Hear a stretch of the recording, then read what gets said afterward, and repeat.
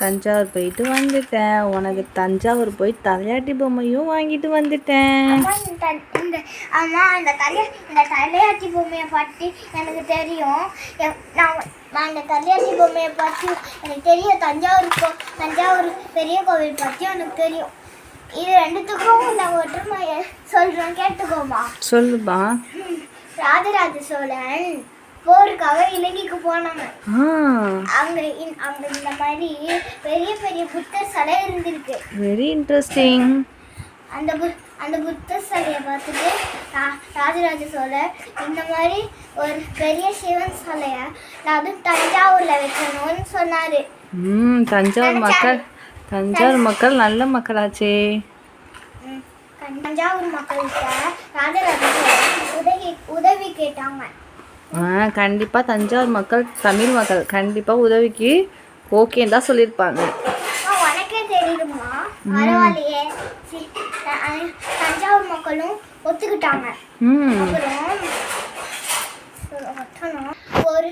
1,60,000 ton அந்த காலத்துல புதுக்கோட்டையில இருந்து யானை மேல வச்சு எடுத்துட்டு வராங்கம்மா.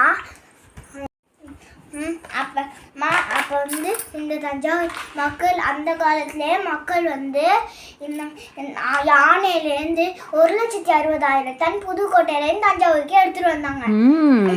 அப்போ இப்போ சொல்லுங்க. தலையாட்டி சரியா அது இருக்கட்டும். தலையாட்டி பொம்மைக்கும் நீ பெரிய கோயிலுக்கும் உள்ள டிஃப்ரெண்ட்டே சொல்லவே இல்லையே. இனிமேதான் சீனே இருக்கு. அப்போதான் ராஜராஜ சோழன் தஞ்சாவூர் கோவில் இருக்கிற இடத்துல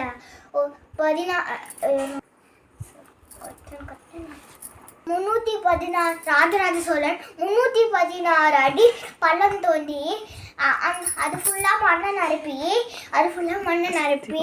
அவங்க அது மேலே அந்த மண்ணு மேலே அஸ்திவாரம் போட்டு கட்டினது தான் தஞ்சாவூர் பெரிய கோவில். இதுவரை இவ்வளோ நிலநடுக்கம் வந்து இவ்வளோ புயல் வந்து கம்பீரமாக நிற்கிது. இதுவரையும் அந்த கையில். சரி, இன்ன வரையும் இந்த கோயில் இந்த பொம்மையை பற்றி நீ சொல்லவே இல்லையே. தலையாட்டி பொம்மையை பற்றி இனிமேதான் சீனே இருக்குமா. இப்போ இந்த தலையாட்டி பொம்மை வடிவத்தில் அதாவது ஷேப்பில் இருக்கிறதுனால தான் இன்னுமே 6 நிலநடுக்கம் வந்து தஞ்சாவூர் பெரிய கோவில் ஒரு அடி கூட நகராமல் கம்பீரமாக நிற்கிது. சரிம்மா, அந்த கோவிலை நல்லா சுற்றி பார்த்தியா? சுற்றி பார்த்தனே கோவிலில். அந்த கோவிலில் உள்ள ஒரு கல்லும் ஒரு ஹிஸ்டரியை சொல்லும். அந்த தஞ்சாவூர் பெரிய கோவில் கட்டின ஹெல்ப் பண்ண மக்கள்னா, அதாவது உதவி பண்ண மக்கள் பேர்லாம் அந்த கல்வெட்டில் எழுதியிருக்குமா. நீ சொல்கிறது கரெக்ட் தான். அதெல்லாம் எழுதிருந்துச்சு, நானும் பார்த்து படித்தேன்.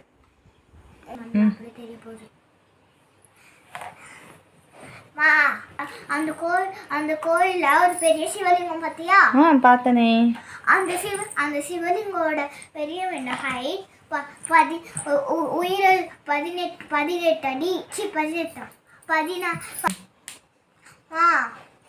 அவங்க நீ பெரிய சிவலிங்கம் பார்த்தியா?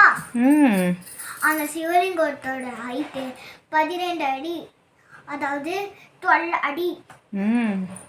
அப்புறம் அதே மாதிரி உயிர்மை எழுத்துக்களோட எழுத்தும் 14 அடி. Very good. கீழே உள்ள ஃப்ரீடம் மண்ணு போட்டு போச்சாங்கல்ல, அதோட ஃப்ரீடம் வந்து 18 அடி. உயிர் எழுத்துக்களும் 18 அடி. அந்த உயிர்மை எழுத்துக்கள் 16 அடி.